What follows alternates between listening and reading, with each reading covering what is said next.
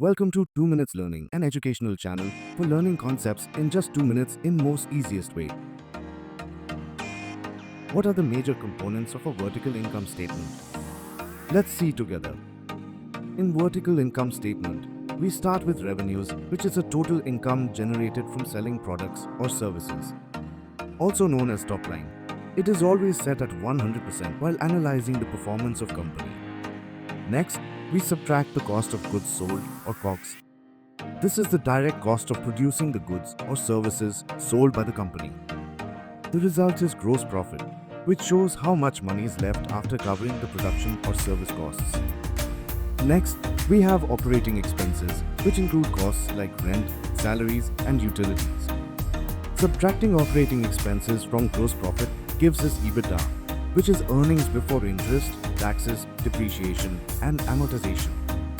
Now, we subtract depreciation and amortization, which are non-cash expenses that account for the reduction in value of assets over time. This gives us EBIT, earnings before interest and taxes. Next, we subtract interest expenses and taxes. This gives us PAT, profit after tax or net income. Let's look at an example.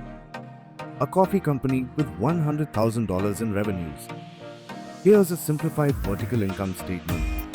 Revenues $100,000 minus COGS $40,000, which gives gross profit $60,000 minus operating expenses $20,000, which gives EBITDA $40,000 minus depreciation and amortization $5,000. The result is EBIT $35,000 minus interest $2,000 and taxes $10,000 gives us PAT $23,000. Thanks for watching our channel 2 Minutes Learning.